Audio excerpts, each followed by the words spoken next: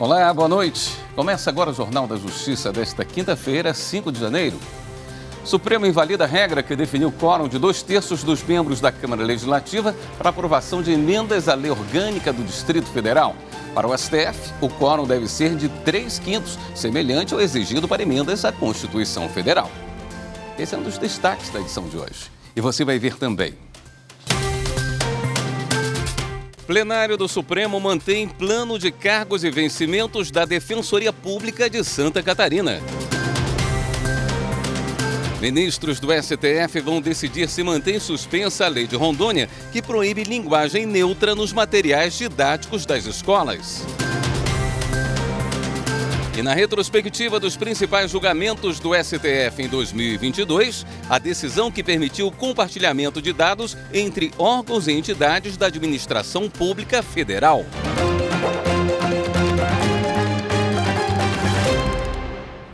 Em julgamento no plenário virtual, o Supremo invalidou regra sobre quórum para emendas à lei orgânica do Distrito Federal. Para a Corte, a Câmara Legislativa do DF deve seguir o mesmo modelo exigido para emendas à Constituição Federal. A ação foi apresentada pela Procuradoria-Geral da República. Segundo a PGR, as reformas em constituições estaduais e na lei orgânica do Distrito Federal devem observar os requisitos da Constituição Federal. No caso do DF, o trecho questionado determina que a proposta será discutida e votada em 2 turnos, com intervalo mínimo de 10 dias, e considerada aprovada se obtiver em ambos o voto favorável de 2/3 dos membros da Câmara Legislativa. Na ação, a PGR destacou que as reformas devem, em respeito ao princípio da simetria, observar a Constituição Federal, a exigência de quórum mínimo de 3/5, o que representa cerca de 60% dos parlamentares, é de reprodução obrigatória, não podendo a Câmara Legislativa do DF flexibilizar ou tornar mais rígido ao exigir votação favorável de pelo menos 2/3 do colegiado, 66% dos deputados distritais. Por maioria, os ministros do Supremo acompanharam o voto do relator, ministro Dias Toffoli. O entendimento da Corte foi o de que, embora a Constituição Federal estabeleça que a organização do Distrito Federal se dê por meio de lei orgânica, a norma se assemelha a constituições estaduais. Dessa forma, em razão do princípio da simetria, as emendas devem obedecer ao modelo federal. Como a norma distrital questionada está em vigor há quase 30 anos, o STF estabeleceu que os efeitos da decisão sejam aplicados só a partir da publicação da ata de julgamento, sem alteração de emendas aprovadas pelo quórum mais exigente. Também em sessão virtual, por unanimidade, os ministros do STF mantiveram o plano de cargos e vencimentos da Defensoria Pública de Santa Catarina. Para o plenário, a competência para propor leis sobre criação de política remuneratória do órgão é do Defensor Público Geral e não do governador. Na ação, o governo de Santa Catarina alegava que é de competência do chefe do Executivo propor leis relativas ao regime jurídico dos servidores estaduais, como ocorre com a regra da Constituição Federal para os servidores da União. No caso, a norma catarinense foi de iniciativa da própria Defensoria Pública. No voto pela improcedência do pedido, o relator, ministro Gilmar Mendes, afirmou que essa tese só era válida até as alterações que foram feitas na Constituição e deram maior autonomia funcional e administrativa à entidade. Uma das mudanças prevê que compete ao órgão propor ao Legislativo medidas nesse sentido. Assim, a Corte manteve a validade da lei que diz que a criação de cargos, política remuneratória e planos de carreira da Defensoria Pública é privativa do Defensor Público Geral. O relator também afastou a alegação de que o aumento de gastos decorrente da criação de postos de trabalho diz respeito à Constituição. E no início de fevereiro, os ministros devem decidir se mantém a suspensão da Lei de Rondônia, que proíbe a linguagem neutra nos materiais escolares. Foi a Confederação Nacional dos Trabalhadores em Estabelecimentos de Ensino que entrou com ação no Supremo contra a Lei de Rondônia, que proíbe a denominada linguagem neutra na grade curricular e no material didático de instituições locais de ensino, públicas ou privadas, e em editais de concursos públicos. A lei foi resultado de um projeto de iniciativa de um deputado da Assembleia Legislativa de Rondônia. A Confederação sustenta no Supremo que a lei, a pretexto da defesa do aprendizado da língua portuguesa, de acordo com a norma culta e as orientações legais de ensino, apresenta preconceitos e intolerâncias incompatíveis com a ordem democrática e com valores humanos. O ministro Edson Fachin é o relator do caso.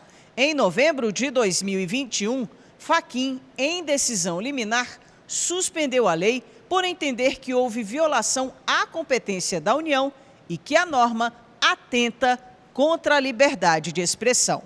Agora a questão será analisada pelo plenário do Supremo em sessão virtual no início de fevereiro, depois das férias forenses. Na decisão liminar, o ministro Edson Fachin destacou que, em relação ao conteúdo da lei, o uso da linguagem neutra ou inclusiva visa combater preconceitos linguísticos que subornam um gênero a outro, e sua adoção tem sido frequente em órgãos públicos de diversos países e organizações internacionais. O relator lembrou ainda que o STF já decidiu que o direito à igualdade sem discriminações abrange a identidade e a expressão de gênero e também que a identidade de gênero é a manifestação da própria personalidade da pessoa humana e, como tal, cabe ao Estado apenas o papel de reconhecê-la, nunca de constituí-la. O Ministério Público Federal entrou com ação na Justiça para obrigar a União e a FUNAI a demarcarem a terra indígena onde vivia o chamado Índio do Buraco, em Rondônia. O MPF quer que a área onde vivia o Índio do Buraco tenha destinação socioambiental para ser protegida e preservada. Na ação, os procuradores da República relatam que a área já deveria ter sido demarcada quando se soube da presença de indígena isolado. O caso é inédito porque o indígena foi o último sobrevivente de genocídio de um povo desconhecido, recusou a todas as tentativas de contato e aproximação e resistiu sozinho na terra indígena Tanaru durante 27 anos. Ele cavava misteriosos buracos no interior de suas palhoças, por isso recebeu esse nome. O Índio do Buraco morreu em agosto do ano passado. A sua morte não altera a natureza do território. A área continua sendo um bem da União. O direito originário territorial está posto, claro e comprovado há décadas. Justiça do Distrito Federal autoriza operação para combater crimes de porte e comércio ilegal de armas de fogo. Os detalhes no próximo bloco. Até lá.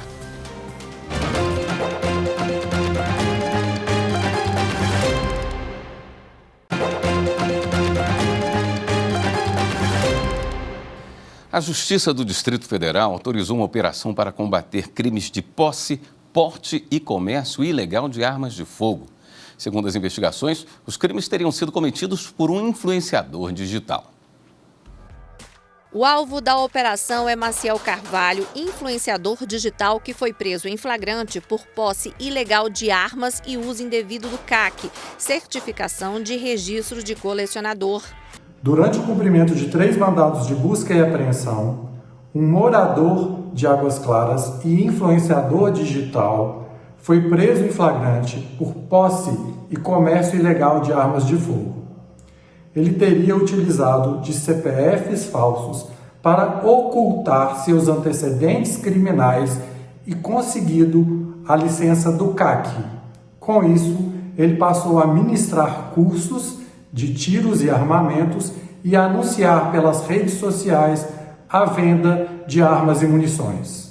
Os policiais cumpriram 3 mandados de busca e apreensão. Várias armas, munições e acessórios, além de computadores, celulares e documentos, foram apreendidos em uma loja de armas de fogo e uma sala comercial no setor de indústrias gráficas em Brasília. Também foram feitas apreensões em uma casa em Águas Claras, no Distrito Federal. O influenciador digital preso vai responder por 8 crimes, entre eles de falsificação de documentos, estelionato, uso de documento falso e disparo de arma de fogo. E o Tribunal de Justiça do DF negou o pedido de liberdade para condenados em primeira instância acusados de aplicar golpes para extorquir dinheiro de idosos. De acordo com a denúncia, os acusados estavam sendo monitorados pela Polícia Civil e foram presos em flagrante depois de aplicarem um golpe em uma idosa que causou um prejuízo de cerca de R$100 mil. As investigações apontaram que eles formaram uma organização criminosa que atuava no Distrito Federal, em São Paulo e no Paraná. O esquema funcionava da seguinte maneira: um dos homens abordava as vítimas, fingia ser uma pessoa humilde e pedia ajuda para receber uma dívida de alto valor. Logo em seguida, para ganhar a confiança e dar credibilidade ao golpe, outro membro da quadrilha se aproximava, dizia que conhecia o suposto devedor e convidava a vítima a ir junto, prometendo pagar 10% do valor que iria receber. Mas para ganhar a recompensa, o criminoso pediu uma prova de honestidade, que seria a transferência de valores ou entrega de joias. A atuação dos criminosos estava sendo acompanhada pela polícia e os 4 envolvidos foram presos em flagrante. A prisão foi convertida em preventiva. Depois disso, houve o julgamento e os acusados foram condenados. A defesa pediu a liberdade deles, mas o pedido foi negado pela 2ª turma do Tribunal de Justiça do DF. O TST reafirmou a competência da Justiça Trabalhista para julgar ações apresentadas pelo Ministério Público sobre condições de trabalho em órgãos públicos. No primeiro caso, a 3ª turma rejeitou o recurso do Estado da Bahia contra a condenação decorrente das condições de trabalho no Hospital Roberto Santos, que fica em Salvador. Na ação, o MPT alegou que, após inspeção realizada, ficou constatado que o hospital apresentava diversos problemas, como infiltrações, mofo, móveis danificados e banheiros insuficientes. Além de pedir que as irregularidades fossem corrigidas, o MPT solicitou que o Estado fosse condenado por dano moral coletivo. A Procuradoria da Bahia sustentou que a Justiça do Trabalho não era competente para julgar o caso. Isso porque pelo menos 60% do quadro de pessoal era composto por servidores estatutários. Assim, caberia à Justiça Estadual avaliar o tema. O Tribunal Regional do Trabalho da 5ª Região, no entanto, condenou o Estado a corrigir os problemas e a pagar indenização de R$100 mil por dano moral coletivo. O caso chegou ao TST. O relator na 3ª turma, ministro José Roberto Pimenta, explicou que a Emenda Constitucional 45 de 2004 atribuiu à Justiça do Trabalho competência para processar e julgar ações baseadas nas relações de trabalho. No entendimento da turma, independentemente da natureza jurídica do vínculo entre as partes, em se tratando de ação que envolve o cumprimento de norma de saúde, higiene e medicina do trabalho, a competência da Justiça Trabalhista. Esse entendimento, inclusive, já foi pacificado pelo Supremo Tribunal Federal.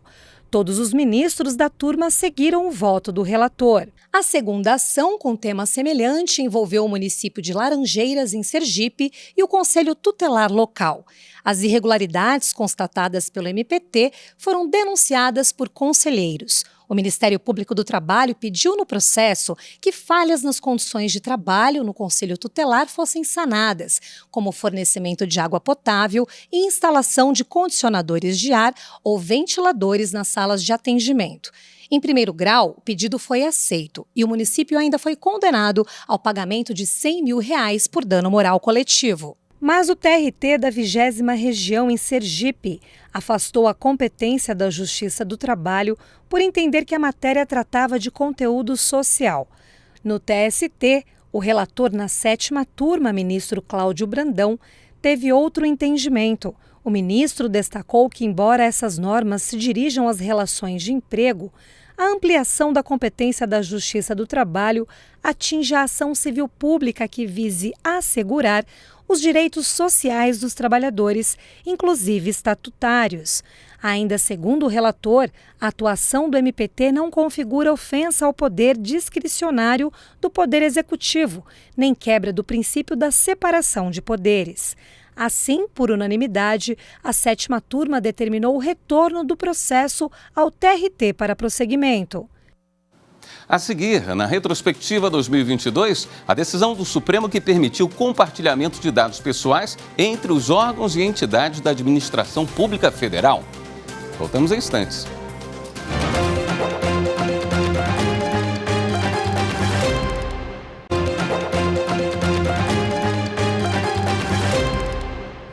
Um portuário avulso do Porto de Tubarão, no Espírito Santo, não vai receber adicional de risco. De acordo com a decisão da 5ª Turma do Tribunal Superior do Trabalho, a parcela só seria devida se os portuários com vínculo permanente também recebessem o benefício, o que não foi comprovado. O portuário alegou no processo que ficava exposto a agentes de risco ao limpar píeres e porões de navios depois do descarregamento de mercadorias. Ele pediu o recebimento do adicional de risco portuário, previsto em lei para trabalhadores que prestam serviços em área de porto. O Tribunal Regional do Trabalho da 17ª Região, no Espírito Santo, manteve a sentença em que foi determinado o pagamento da parcela. A decisão levou em conta o laudo pericial que confirmou a exposição a riscos. De acordo com o TRT, o adicional só não seria devido a trabalhadores de portos privativos. Para o regional, no caso em julgamento, como a área de atuação era mista, o portuário avulso tinha o direito de receber a quantia. A empregadora contestou a decisão e recorreu ao Tribunal Superior do Trabalho. Segundo o recurso, o profissional atuava nas instalações da Vale, empresa privada. Portanto, o entendimento do TRT não se aplicaria. Ao analisar o caso, o relator do recurso na 5ª Turma, ministro Douglas Alencar Rodrigues, citou tese de repercussão geral em que o Supremo Tribunal Federal fixou jurisprudência de que portuários avulsos têm os mesmos direitos dos trabalhadores que têm vínculo permanente, uma vez que a Constituição Federal estabelece a igualdade de direitos. Dessa forma, sempre que o adicional de risco for pago ao trabalhador com vínculo permanente, ele vai ser devido também ao portuário avulso. Apesar disso, segundo o relator, o Tribunal Regional não registrou se a parcela era paga aos portuários com vínculo que atuam no mesmo local. Como a súmula 126 do TST proíbe o reexame de fatos e provas do processo, o colegiado, por unanimidade, decidiu afastar a condenação. O Superior Tribunal de Justiça entendeu que o comprador de imóvel com uso capião reconhecida deve ser obrigatoriamente citado na ação rescisória. A 3ª Turma do STJ firmou esse entendimento ao prover recurso especial para julgar procedente ação declaratória de nulidade ajuizada por casal que comprou um imóvel rural anteriormente discutido em ação de uso capião. No caso, anos depois da uso capião ser reconhecida em sentença, uma ação rescisória contra essa decisão foi julgada procedente pelo Tribunal de Justiça de São Paulo. Como resultado, houve a emissão na posse pelos autores da rescisória, que são herdeiros da parte que havia perdido a ação de uso capião. Depois, o casal comprador do imóvel rural com uso capião reconhecida buscou a anulação da sentença procedente na ação rescisória, alegando que não foram citados no curso desse processo. No STJ, o relator do recurso especial, ministro Moura Ribeiro, considerou irrelevante que o casal não tenha integrado o processo originário de uso capião. Para o ministro, o casal está inevitavelmente vinculado ao resultado da ação rescisória, pois o acórdão proferido repercute e retira o imóvel por eles adquirido. Assim, por unanimidade, a 3ª Turma julgou procedente o pedido do casal de anulação da rescisória, restabelecendo a sentença favorável na ação de uso capião. Agora o assunto é inclusão. O Judiciário Gaúcho conta com uma cartilha que traz detalhes sobre os direitos e garantias das pessoas com deficiência. A cartilha foi criada pela Comissão Permanente de Acessibilidade e Inclusão do TJRS e está disponível de forma online no site da CEPAI. O conteúdo explica termos inclusivos importantes, como a definição da sigla PCD, Pessoa com Deficiência, além de apresentar os direitos que constam na Convenção Internacional de PCDs. Também são abordadas as ações de inclusão de responsabilidade dos órgãos públicos e os direitos específicos de servidores com deficiência, como cotas em editais e acesso à tecnologia de apoio. A cartilha ainda aponta ações inclusivas do TJRS e telefones úteis da CEPAI e de outros núcleos de entidades focados em acessibilidade e inclusão. Neste mês de janeiro, o Jornal da Justiça exibe a retrospectiva 2022 com os principais julgamentos do Supremo Tribunal Federal no ano passado. Por maioria de votos, o STF decidiu no mês de setembro que órgãos e entidades da administração pública federal podem compartilhar dados pessoais entre si, com a observância de alguns critérios. Vamos ver como foi.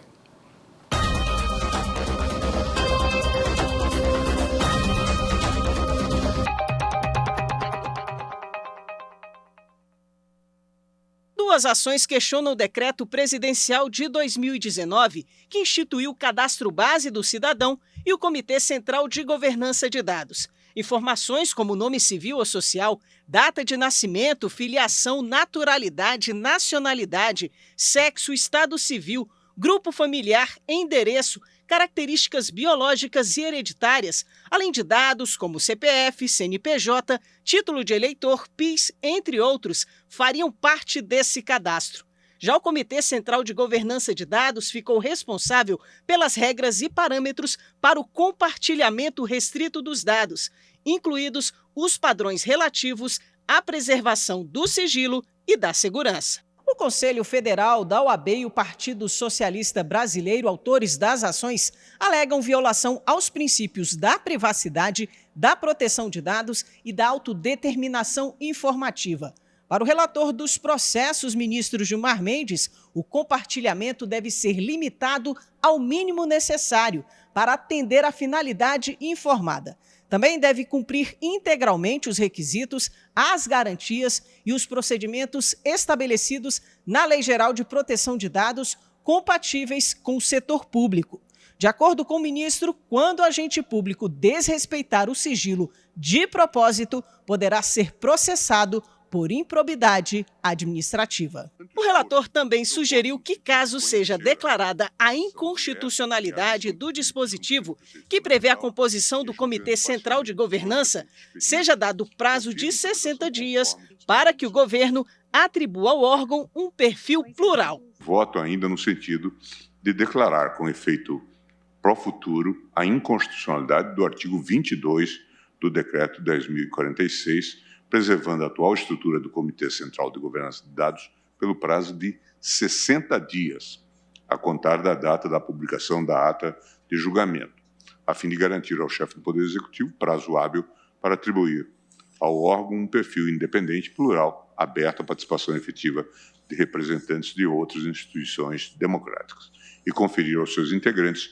garantias mínimas contra influências indevidas. Os ministros André Mendonça e Nunes Marques divergiram em parte do relator. Para eles, a decisão sobre o comitê deve ser aplicada apenas a partir do dia 31 de dezembro. Na retomada do julgamento, as ministras Carmen Lúcia e Rosa Weber e os ministros Luiz Roberto Barroso, Luiz Fux, Dias Toffoli, Ricardo Lewandowski e Alexandre de Moraes acompanharam o entendimento de Gilmar Mendes. Me parece que a solução dada pelo eminente ministro relator, uma solução extremamente inteligente, extremamente engenhosa, é para estabelecer limites e permitir que esse ato normativo editado se adeque aos limites constitucionais, ou seja, pelo voto do eminente ministro relator, pelo prazo de 60 dias, prazo de 60 dias ainda é constitucional, mas deve se adequar. E mais do que isso, o eminente ministro relator coloca exatamente aqui requisitos para que se compartilhe os dados. Estamos numa seara que a ausência de norma ou a ausência de segurança sobre qual norma prevalecerá pode ser mais perniciosa e, por isso mesmo, é que eu, a despeito de estar, como todos acham, de acordo quanto aos vícios que se contém neste decreto, prefiro que caminhemos no sentido de fazer com que ele seja aproveitado a partir das necessárias mudanças que precisam de ser nele introduzidos. E, neste sentido, eu acho que os filtros que foram postos, filtro para impedir o abuso, o desvio de finalidade, o abuso de poder, a partir do tratamento inadequado de dados ou de sua divulgação, ou mesmo cuidado para a elaboração dos cadastros e depois da utilização, tudo isso foi devidamente desenhado e reafirmado pelo ministro Gilmar. O ministro Edson Fachin divergiu em parte do relator para julgar os pedidos procedentes, mas na modulação da decisão concorda com o relator em dar interpretação conforme. A solução que trago apenas diverge pontualmente Sua Excelência o relator para declarar a inconstitucionalidade in totum na ação direta, o que implica em dar-lhe integral provimento.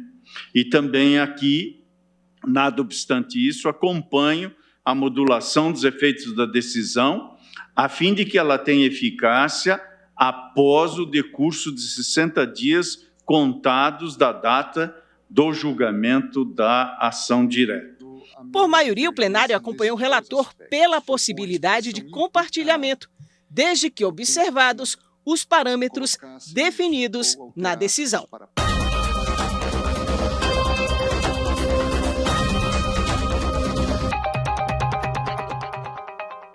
Esta edição do Jornal da Justiça fica por aqui.